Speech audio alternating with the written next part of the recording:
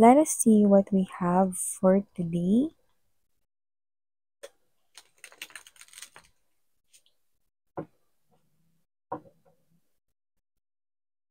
I'm getting the word meeting right here. Maybe someone here wants to discuss something to you, but let me see more. Okay? But more likely, someone here wants to communicate. Yeah.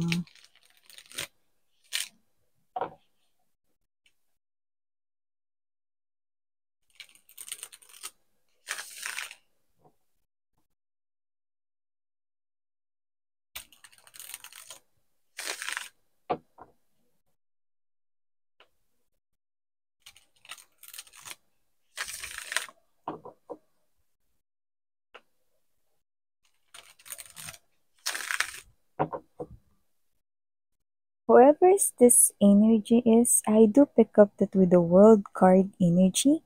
This could be someone here who could have traveled the world, but for others, this could be the person na posibleng pakakasalan mo na. Very intriguing ha, pero more likely parang the energy is parang nakaikot na siya sa iba't ibang parts of the world. So, this could be someone here who travels a lot, maybe because of his or her work, maybe business trip related, no? Or work related, or maybe this person here could be doing both, business trips and vacation, no? Travel, yan, no? Na related sa kanya ritong vacations. Yan.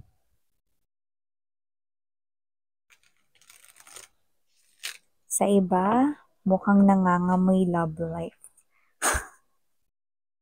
Ah, let us see. Okay.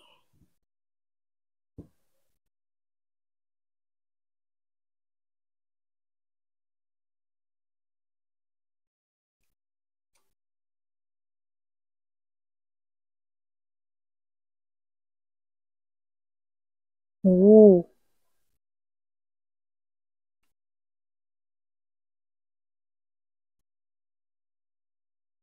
Kung sino man 'tong kadil ninyo, gusto niya, 'yan 'no.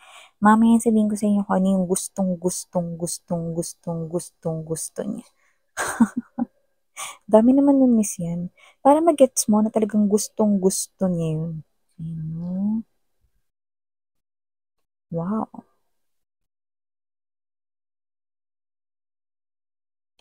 Yeah, you're gonna get this. The Star together with the Two of Pentacles energy. Wow! Money, money, money. Money. Eh, cute nito.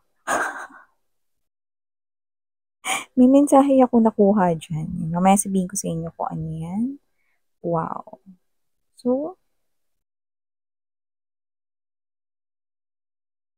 before we begin na pag-usapan pa ito, lalo pa more, yan o, lalo na, more pa. Batiin ko muna ang lahat ng hi and hello there everyone. Happy Sunday. And hi sa mga new viewers ko. No? Sana magstay kayo here with us together with me pabalik-balik ng mga viewers. By the way, my name is Yan. Y-A-N. So yan ang spelling mga babes. At syempre nawala tayo ditong gender, babae, lalaki, LGBT, lahat kayo welcome. Thank you rin po sa mga pabalik-balik kong viewers, sa inyong warm love and support, no? As always, I love you all, guys. So yun nga, no, wala rin po tayo ditong age at wala rin po tayo ditong skin color, wala ring religion, no? And yun nga, lagi kayong may free will na palagi ninyong pwedeng gamitin or malayang gamitin anytime, anywhere. And yes, we do have main channel, ang The High Priestess Tarot. Kaya naman, kung interesado kayo na tumambay dyan at hindi pa kayo nakakatambay, then you might want to check that out sa link po, no, na nalagay ko sa description box. So, okay, Nakikita ko rito someone here, no? With the Emperor's energy, Eight of Pentacles energy, strong, Knight of Swords to the Ace of Swords. What does that mean? Yan, no? Uy, ang pogi. So this could be someone here who is attractive, a good-looking man, but we do not have any gender interro. So kung lalaki ka mang nanonood, this could be an attractive woman right here. LGBTQs, of course, mga may loves, welcome din kayo. Just take what resonates. But I'm seeing someone here. Gusto kanyang makilala in person. Personal, like, "Hi, kamusta?" Yan, 'no? "Ako pala si" gano'n, 'no? Gusto niyang makipagkilala sa'yo ng personal, 'no? Why is that? Why is that? Yan, 'no? This is the energy here of someone brand new, 'no?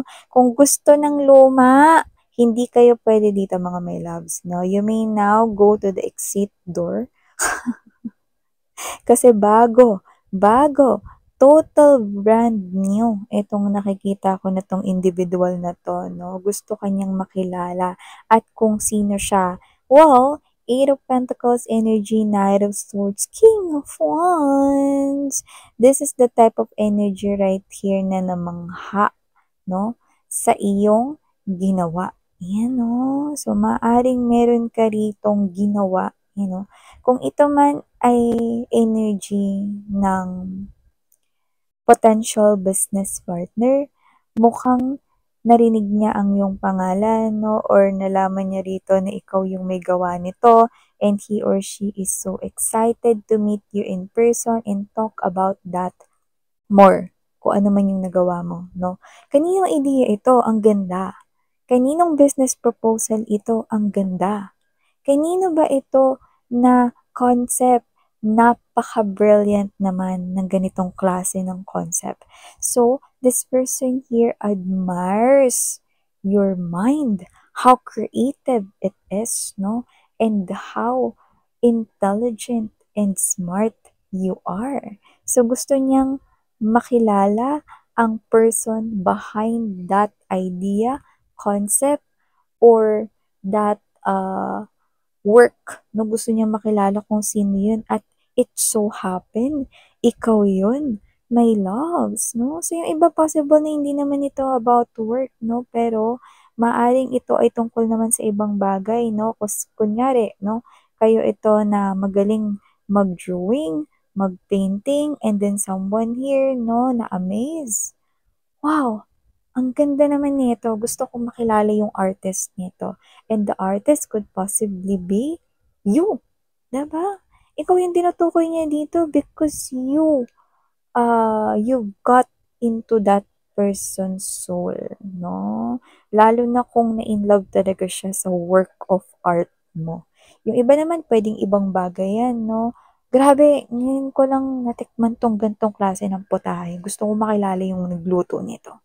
Gusto kong makilala yung nagluto nito at kukumbinsihin ko siya na ibigay sa akin yung recipe or magluto pa ulit nito. See? And it so happen, yung nagluto nun ay walang iba kundi ikaw. You've captured this man, this woman's soul because of what you did. And this is not just an ordinary or normal human being because this person here is appearing as the emperor embodying the energy of King of Wands. Meaning to say, successful itong tao na to at may pagka-bright ang kanyang future. Maganda rin dito ang nakikita ko na kanyang background, kaya posibleng ito ay wealthy, rich, or someone na successful. Nakita rin ako rito ng permanenteng energy ng kaperahan sa kanya. So nakita ko rito na posibleng siya ay nagtataglay ng mataas na posisyon sa kanya ritong trabaho or posibleng siya ay entrepreneur or owner ng sarili niyang business. Kung sino man siya, nakikita ko rito that this person here is highly well-respected. At nakikita ko dito na itong person na 'to ang nakakuha ng, nakuha mo, I mean, ang atensyon niya. So, nakita ko dito that with the energy of strong Knight of Swords energy, Three of Coins, nakita ko dito na talagang itutuloy niya 'to, 'no? Kung sino man yung common individual 'no, na naging rito na natulay para makita niya ang work of art mo, mukhang yun yung kakausapin niya, yun yung iko-communicate niya dun sa tao na yun kung paano ka niya rito mami-meet in person. So, kung sino man siya, lumalabas rito mga babes 'no, na mukhang siya yung lucky charm mo with the Wheel of Fortune right at the center of this reading. So, ibig sabihin, paanong lucky charm? This person here, siya yung nakikita ko ritong magdadala ng swerte, ng pagpasok ng mga biyaya sa buhay mo. With the star right here, siya yung magiging daan sa katuparan ng mga wishes at mga goals ng mga pangarap mo. And with the Two of Pentacles energy, this is you, mangyayari ito na busy ka sa iyong trabaho, career, or you could have both, business and your job or your work.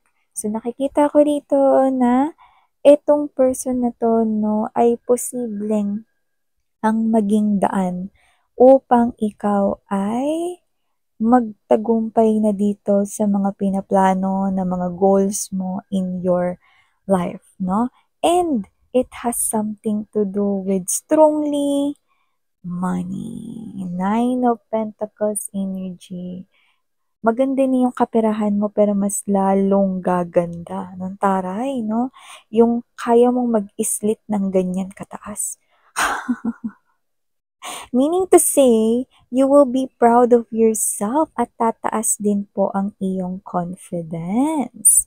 Yun. Plus, you will achieve here ang isa sa mga pangarap mo na may kinalaman sa iyong karera, sa iyong job, hanap buhay, or sa iyo ritong money goals, kaperahan, no? So, nakita tayo dito na yung iba doesn't have to be na it's all about right here, money and work, pero possible na itong person na rin na 'to ay maging romantically involved sa'yo in a way. So, nakikita ko dito that this is something here na lumalabas as the star because this is something here that's your hidden wish, no? Yung nakatagong wish, no, sa yung deepest desire. So, nakikita ko dito, no, dito nakakatuwa 'no, with the Eight of Cups energy na nakikita ko rito mga babes 'no, na meron dito mga energy sa inyo na, "Ha! 'Pag nakita ko ng ex ko ngayon, ay magsisisi siya kasi marami na akong pera ngayon at mas dumadami pa yung pera ko ngayon." Yan 'no, may mga gano'ng klase ng energy. Siguro nung time na iniwan kayo ng ex ninyo ang rason pera. O kaya puwedeng minaliit nila kayo 'no, sa inyong work or pera or baka sumama sila 'no, sa mapera, 'yan. May mga gano'ng klase ng energy 'no. So, yun yung mensaheng nakuha ko 'no, kaya binanggit ko sa inyo kaya nakakatuwa yung part na yun 'no. Pero meron din akong isa pang mensahe na nakuha dun 'no. For the most of you naman 'no, parang kayo ito 'no na, um nagkaroon na kayo ng lakas ngayon, 'no? Mas lalong nagkaroon kayo ng lakas or dahilan para mag-move forward na sa inyong mga lives. So, nakikita ko dito 'no, na isa itong klase ng magandang oportunidad kasi nakikita ko kayo rito na mabibili niyo na yung mga bagay na gusto niyong bilhin, okey? Puwede na kayong gumastos dito 'no, na hindi niyo masyadong chine-check ang inyong budget 'no. So, kumbaga, parang you now can give or treat yourself, no? Not in a way na gastadora talaga or whatever, no? Parang kasi dati, tinitingnan ninyo, no, yung inyong budget every time, no? na parang hindi kayo nagkakaroon ng laya talaga to buy the things that you really want to buy, no? Whether that's not your needs but only wants like shoes, clothes, diba? So you always take a look at your budget, no? But this time, I do see na kahit hindi mo tingnan yung budget mo, you still have more money remaining in your bank account. Yeah, no? Or in your wallet right here. So whatever the case may be, you will gain something because of this man, this woman over here, no? Kasi siya, yung nakikita ko rito, no, na magdadala ng lucky charm of blessings sa life mo. So, kung sino man siya, nakikita ko rito, no, na meron siya ritong offer na makapagbibigay sa'yo rito, no, ng more money in the near future. Yung gawa mo, pwedeng i-recruit ka niya rito or i-offeran ka niya rito to join their company or whatever. May ganong klase ng energy. So, this person believes that you've got the potential, that you are so qualified. Yan. Okay?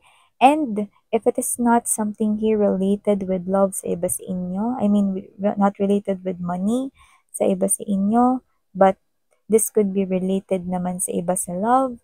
This person here no thinks that you have the potential to be a good partner and to be someone na pwede niya ritong mahalin, no? Hanggang sa makakasama sa future. Yun yung nakikita nitong person na to, no? So, this person sees potential in you and you've got what it takes daw. So, yeah. These are all the messages we've got right here from this energies na nakuha natin for today. And thank you so much, no? And again, I'm Yan Sarang Heo Love and Light. Annyeong!